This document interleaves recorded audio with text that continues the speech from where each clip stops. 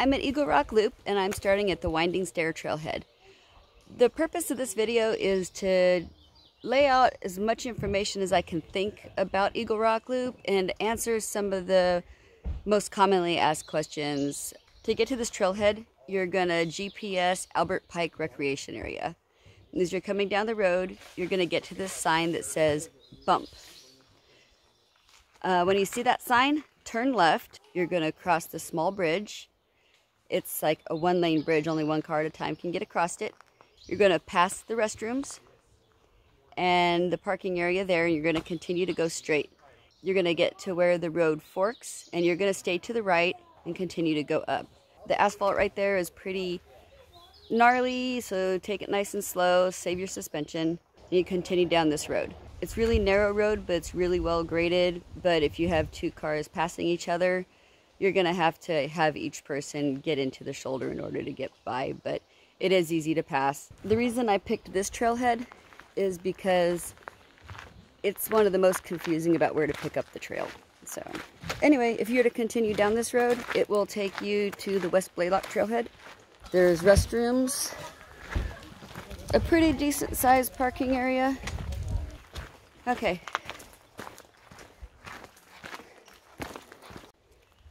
Okay, so what we're walking down here is just the little spur trail. It's really just an access trail that goes to the parking area. This is gonna be like maybe a 2-minute walk. Oh, hey, check it out. This is new. They have put a sign here. So as you're hiking, you're gonna get to this point where there's a fork in the trail. If you want to hike the loop counterclockwise, you're going to take this trail to the left. If you want to hike the trail clockwise, you're going to take the trail to the right.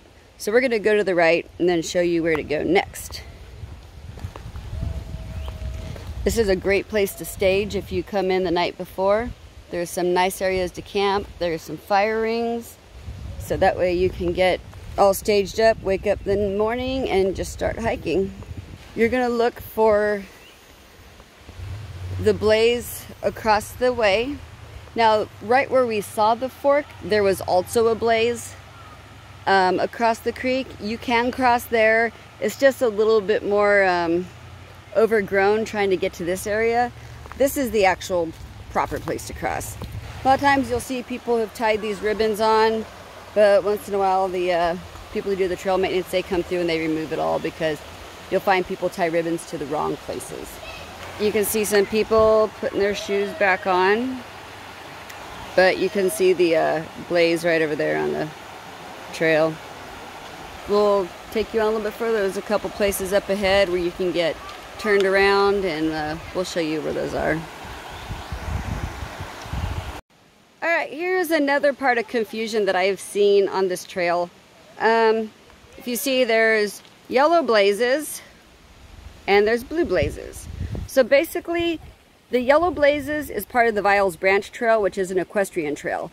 You will be on part of the Viles Branch Trail later on after you cross the river, but for now, you want to stay on the blue stuff. So if you start hiking and all of a sudden the trail disappears and you start coming along and you start seeing yellow blaze, and if you look farther over there, you'll see a yellow blaze on the tree in the center.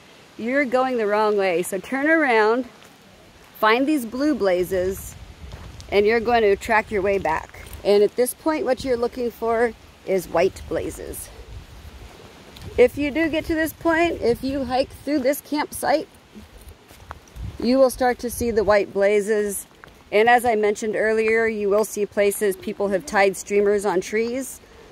They are a good indicator, but don't always depend on them being correct. Eagle Rock Loop is made up of 3 trails. It's the Little Missouri Trail, the Athens Big Fork Trail, and the Viles Branch Trail.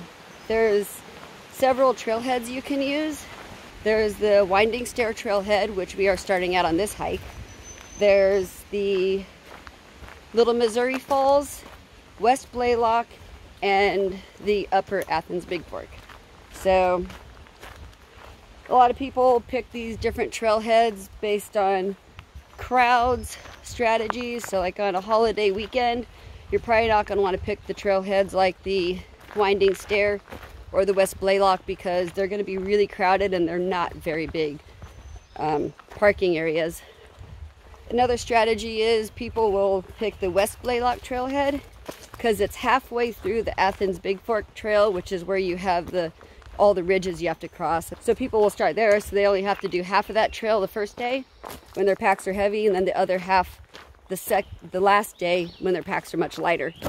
Other people like me, I like to try and knock out that whole part in one day because I just want to get it over with, and I call that day Hell Day.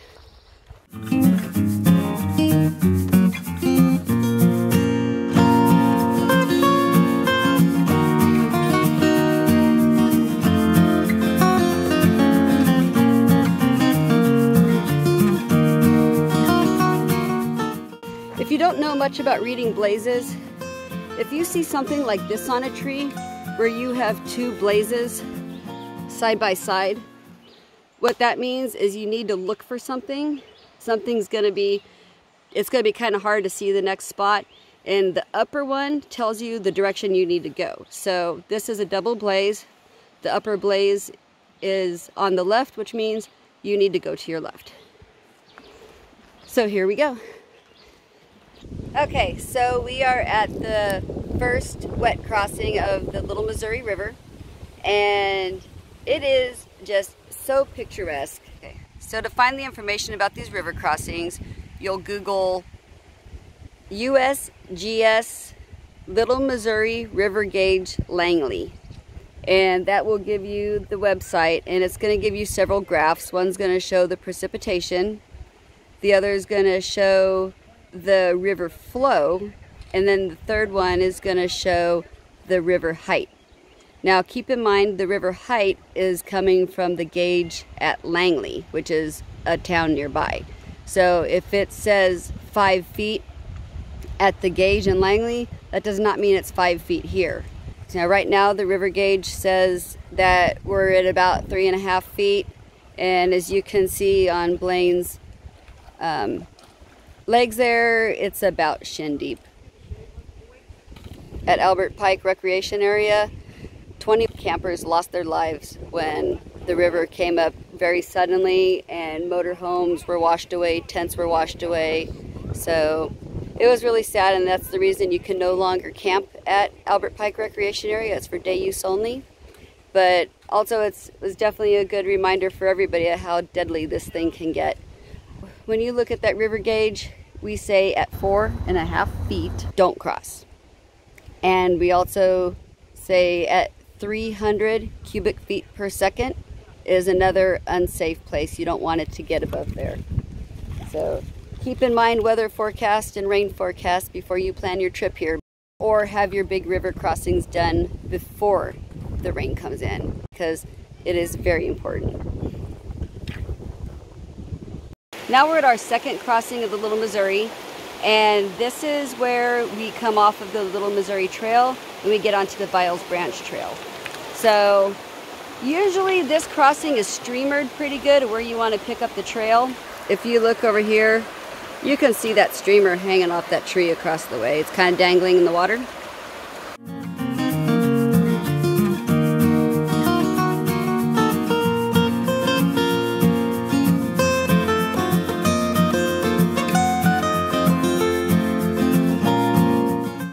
There are snakes. Check out this little copperhead guy. He's not very big. Oh, he's not happy with me.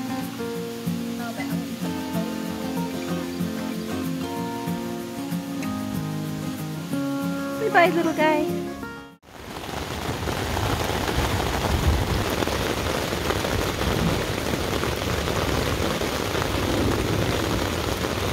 Oh, the things I do for y'all.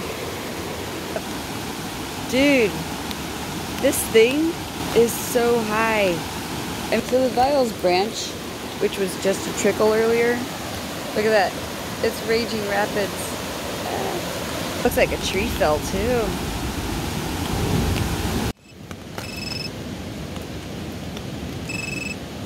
So here's my message from Laura. And what I'm getting is a 4++, which means it is spiking high. So, yep, we're done. Last night we had some really bad storms come through, and then this massive cell sat right over us and just poured down rain. But then we woke up in the morning and Biles Branch Creek, which looked like this yesterday, now looks like this. Man, this thing is crazy.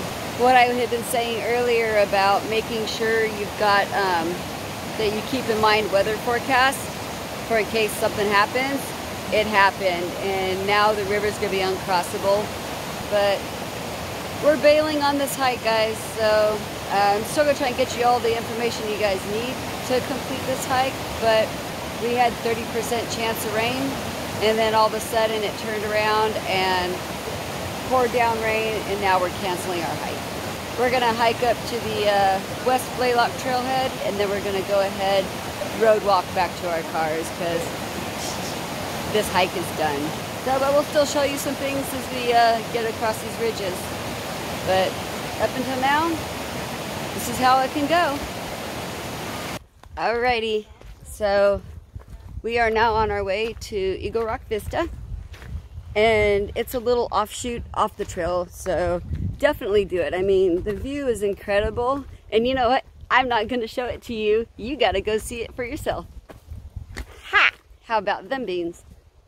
It's kind of easy to get off on some other trails that don't look... Ooh! Look how pretty these are! They're everywhere! Aww! Pretty! Okay, what was I saying? Oh yeah, but yeah, it's really easy to get off track, so I would highly, highly recommend getting the Gut Hook app. You don't have to have cell service for it to work. It just works off your phone's GPS, which is satellite, not cellular, so it's going to work. It tells you where you are, it tells you how far ahead things are, it gives you all the information you need. Actually, I got a new screen record app. I'm going to try it. So if you have an iPhone, you're going to look for the Gut Hook Atlas app, and it's going to be called, I think the bundle's called Arkansas Mountains. But if you're like me and have an Android, what you're going to see is Arkansas Hiker, and it looks like this. So once you go into it, it comes up looking like this, and this is our one for Eagle Rock Loop. There's different maps you can get. In fact, one I bought was called Arkansas Hiker Special. And it was like 20 bucks for the whole bundle. So back to our map. You're going to see all these numbers on it right now because we're zoomed way out. We'll put one of these here in the middle of the screen. Like say this number 3. All this means is there are 3 items right here. So once I click that, it'll zoom in and it'll show those 3 items. So say this tent obviously means a campsite. And once you click on it, no, the campsite. No, the campsite. All right, it'll show that this tent site can handle 5 tents. It's at mile 16.4, and I have this app currently set for going clockwise, but if you're hiking counterclockwise, you can change that in the settings. And it shows it is 2.3 miles behind us at an elevation of 860 feet. It also shows water sources. So if you can see on this one here, it's showing that the little water drop thing is fully filled. That means this is a year-round water source. Show you one that looks seasonal. Okay, here's a good example of a seasonal one. It has a half filled. All right, pretty cool, huh? And like I said, this also works when you're offline. It's easy to get off trails, so even when this is in airplane mode, if you happen to lose the trail, just open this thing up. It'll show you where you are. It'll show you where the trail is, and you can easily get back on. What were you saying? About that it's just steady. It's really not that hard. It's a steady incline hike. Just slow and steady. Keep going. Not bad. Not bad at all. Yeah. Erin made it. Another question we get asked a lot is, are there a lot of good places to camp? There are a lot of good places to camp. Pretty much every time you go down a ridge, there's going to be a creek with campsites nearby. All along the trail, there's tons of campsites, and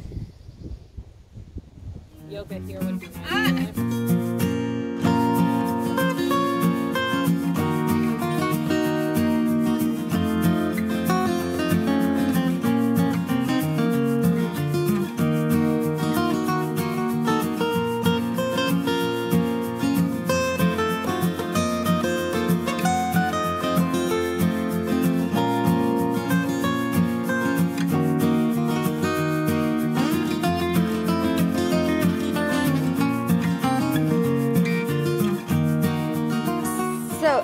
Axel back here brought up a really good point to mention to you guys, is that when we were on top of Eagle Rock Vista, we were able to get enough cell signal to be able to check the river gauge. So that was how we were able to see that the river is now at 8 feet high and 4,000 cubic feet per second. So definitely not crossable. Man, I'm so glad this happened on this trip. Well, I mean, it sucks that our trip is getting messed up and we're having to bail out on our hike, but we got a chance to show you guys exactly what we've been talking about with this river thing. So we are just about to the bottom of the ridge that Eagle Rock Vista is on. So I just wanted to show you what I was talking about, how the bottom of every single one of these has a creek at the bottom and some really nice campsites. You can see behind me here, there's some guys are camping down here, and there's still adequate space to put even more tents. And pretty much every single time that you see one of these creeks on these, look around, there's usually multiple campsites. Another big part with hiking Eagle Rock Loop that we ask all of you guys to do is bring a trash bag, either this kind of bag or one of these, and pick up trash. I mean, people leave so much. This is a whole entire meal and all their trash stuff from the fire pit. So if you could, when you come along, grab some trash bags along with you and help this trail out. But yeah, Mother Nature gives so much to us.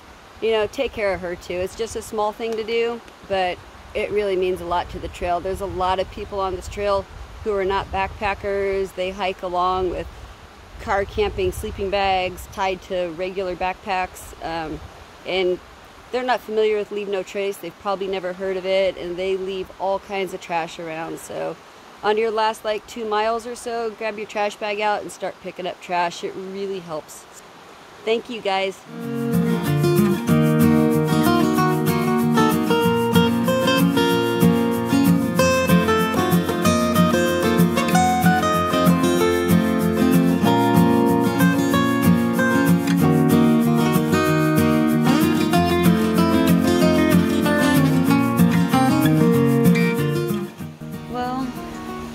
Sitting here enjoying this beautiful view. We've decided to camp our second night here at this little site by the West Blaylock parking area. The majority of the people hiking this loop plan it as a 3-day, 2-night trip, which is a nice relaxed pace. The official fastest known time as of right now was done by a guy named Brad Taylor, who trail ran the whole loop in 4 hours and 42 minutes. Alright. Well, I'm on the last stretch of the road walk here. I hope I've done a good job covering the most common questions. If you have any other questions, by all means, please leave it in the comments. I'd be happy to help out, or if I don't have the answer, to be able to find you an answer. One of the things to know about Eagle Rock Loop is it's a very popular trail. It's very overused. I would encourage you to read up on Leave No Trace. We call it LNT. Basically leaving a place the way you found it. Like if you threw some stuff in the fire pit the night before to burn it up, double check that it's gone, because a lot of that stuff, like those Mountain House packets, they don't burn up. So help us protect this trail. If you like this video, don't forget to give me a thumbs up, and I'd love it if you subscribe so you can see what's coming up next. Bye!